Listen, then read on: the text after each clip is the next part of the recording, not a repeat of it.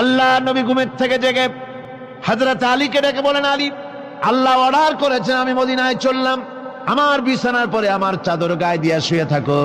হযরত আলী বলেন, আল্লাহর হাবিব, আপনার চাদর গায়ে দিয়ে ঘুমিয়ে থাকবো, সকালবেলায় কাফির বেঈমানেরা আপনার বিছানার পরে আপনার চাদর গায়ে দেওয়া অবস্থায় আমি আলীকে তারা মোহাম্মদ মনে করবে, আর আমি আলীকে নবী মনে করে তারা তাদের তরবারি দিয়া কেটে কেটে টুকরা টুকরা করে আমারে বিদায় করে দেবে দুনিয়া থেকে।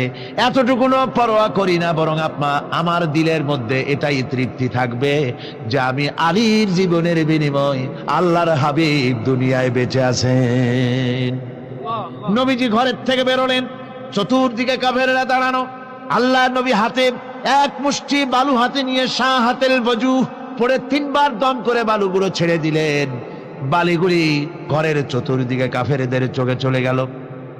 পরবর্তী সময় রব্বুল আলামিন ডেকে বলেন, নবীরে, বালি যখন নিক্ষেপ আপনি করেছিলেন ধুলাগুলি, আপনি তো শুধু নিক্ষেপ করেছিলেন, কিন্তু চতুর্দিকে কাফেরদের চোখে গেল কেমনে? একদিকে মেরেছিলেন, সেই দিকেই তো যাওয়ার কথা ছিল, চতুর্দিকের কাফেরের চোখে চোখে সেগুলো পৌঁছে গেল কেমনে? ওয়ামা রামাইতা ইদ রামাইতা ওয়ালাকিন্নাল্লাহ রামা। আপনি নিক্ষেপ করেন নাই, যখন আপনি নিক্ষেপ করেছিলেন আপনি তো শুধু বালুকণা ছেড়েছেন, আর ওই বালুকণাগুলি ঘরের চতুর্দিকে সব কাফেরদের চোখে পৌঁছবার দায়িত্ব আমার কুদরত গ্রহণ করেছিল। আমার ভাইয়েরা, নবীজি বিপদে, এতগুলি শত্রু তরবারি নিয়ে তিনি বিপদে ধৈর্যহারা হন নাই।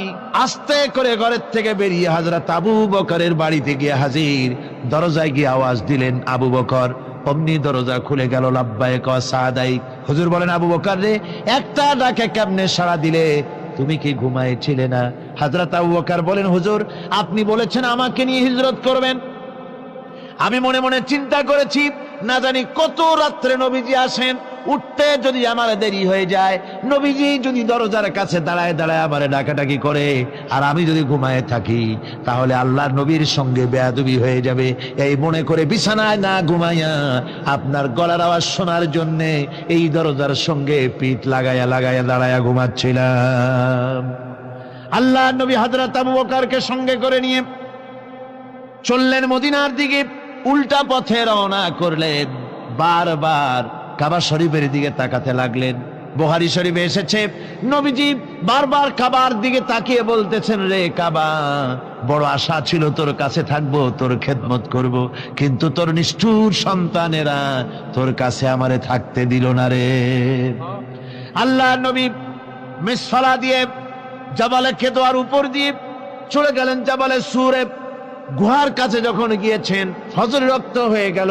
হযরত আবু বকর রাদিয়াল্লাহু তাআলা আনহু বলছেন, হুজুর, আর উপায় নাই, দিন হয়ে গেল, এখন বুঝি ধরা পড়ে যাব, ওই গুহার মধ্যে গিয়ে আশ্রয় নেই। তবে আপনি দাঁড়ান, গুহার ভিতরেই পাহাড়িয়া গুহা, বিচ্ছু থাকতে পারে, সাপ থাকতে পারে, আমি আগে ঢুকি, যদি কোনো হিংস্র প্রাণী থাকে আমার উপর দিয়ে আঘাত হয়ে যাক, আল্লাহর নবী হেফাজতে থাকুক। হযরত আবু বকর রাদিয়াল্লাহু তাআলা আনহু গুহার ভিতরে নামলেন। নেমে গুহা সাফ করে হুজুরকে ডাকলেন। হুজুর তাশরীফ ফরমালেন গুহার মধ্যে। হুজুর বলেন, আবু বকর, হেঁটে হেঁটে কষ্ট হয়ে গেছে, তুমি বসো, তোমার উরুর উপরে মাথা রেখে আমি একটু ঘুমায়ে যাই। আল্লাহর হাবিব ঘুমায় গেলেন। হযরত আবু বকর লক্ষ্য করে দেখেন চতুর্দিকে অনেকগুলি গর্ত দেখা যায়। এই গর্ত থেকে সাপ আসতে পারে, বিচ্ছু আসতে পারে মনে করে নিজের গায়ের চাদর ছিঁড়ে ছিঁড়ে গর্তগুলি বন্ধ করা শুরু করে দিলেন। কয়েকটা গর্ত বন্ধ করার মতো চাদর আর নাই, পাও দিয়ে চেপে ধরলেন। এক পাহাড়িয়া বিষধর সাপ বেরোবার জন্য চেষ্টা করে বেরোবার পথ খুঁজে না পেয়ে হযরত আবু বকরের পায়ের উপরে দংশন করেছে। বিষের যন্ত্রণায় হযরত আবু বকরের চোখ থেকে পানি দরদর করে পড়ছে। রাসূলুল্লাহর ঘুম ভেঙে গেল। আল্লাহর নবী তাকিয়ে বলেন, আবু বকর, চোখে পানি কেন? বাড়ির কথা বুঝি মনে পড়ে গেছে? হযরত আবু বকর বলেন, ইয়া রাসূলুল্লাহ, আল্লাহর নামে কসম করে বলি, যেই দিন আমি ঈমান এনেছি ওই দিন থেকে আমার মা বাপ, আমার কোলে আমার সন্তান, আমার স্ত্রী, আমার জায়গা জমি ঘর বাড়ি, এমনকি আমার নিজের আত্মার চাইতে হুজুর আপনারে ভালোবাসি বেশি। তাহলে কাঁদো কেন? হযরত আবু বকর বলেন, হুজুর বাড়ির জন্য কাঁদি না, ছেলেপেলের জন্য কাঁদি না, সাপে দংশন করেছে, যন্ত্রণায় কাঁদতেছি। আল্লাহ নবী সঙ্গে সঙ্গে মুখ থেকে থুতু বার করে যন্ত্রণার জায়গায় লাগাই দিলেন, সঙ্গে সঙ্গে যন্ত্রণা বন্ধ হয়ে গেল। হুজুর বললেন, আবু বকর প্রথম যখন তোমার এই আঘাত করেছিল সাপে, আমাকে কেন তাড়াতাড়ি বলো নাই, এতক্ষণ তো তোমার কষ্ট হতো না। হযরত আবু বকর বলেন, ইয়া রাসূলুল্লাহ, ওটা তো সাপে কাটার যন্ত্রণা, ওই যন্ত্রণায় আমার রক্ত জ্বলতেছে, যন্ত্রণায় আমার কলেজাটা যদি ফেটেও যেত। আল্লাহর হাবিব আরাম ফরমাচ্ছিলেন, আমি তাকে আরামে বিঘ্ন ঘটাতে পারতাম না। আমার ভাইয়েরা, হযরতে আবু বকর হযরতে রাসূল দুজন বসে আছেন, এমনি সময় কাফের বেঈমানেরা খুঁজতে খুঁজতে জায়গা মতো এসে গেছে। একজনে বলে ভিতরে আছে, আর একজনে বলে নাই। পায়ের যদি থাকবে তাহলে মাকড়সায় জাল বুনালো কি করে, পাখি ডিম পেড়ে বসে আছে কি করে, তাদের সন্দেহ হতে লাগলো। এর মধ্যে নাই একজন বলে আছে আর একজন বলে নাই। হযরত আবু বকর ভয়ের চোটে কেঁদে ফেলেছেন, হুজুর আর উপায় নাই। এই যে অবস্থা, এই অবস্থার ভেতরেও আল্লাহ নবী এতটুকু ঘাবড়ে যান নাই। শত্রুরা তরবারি নিয়ে এসেছে, সুযোগ পেলেই একটু তাকালেই দেখতে পাবে, তুলে মেরে ফেলে দেবে। আল্লাহর হাবিব মোটেই ধৈর্য হারালেন না, এতটুকুন হতাশ হলেন না।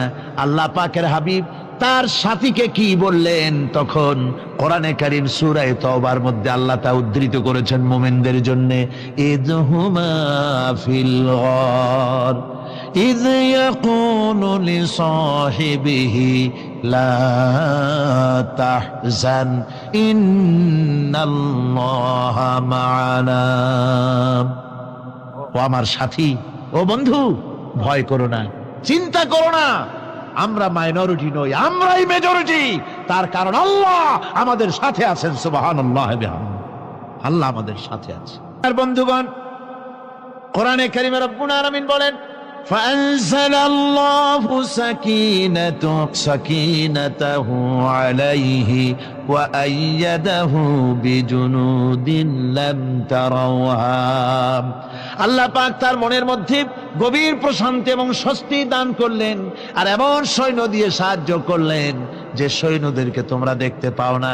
এভাবে করে রব্বুল আলামিন মুমিনদের বিপদে আপদে মুসিবতে সব সময় আল্লাহ পাক মুসলমানদেরকে সাহায্য করেছেন। জোরে বলেন সুবহানাল্লাহ। মুমিনদের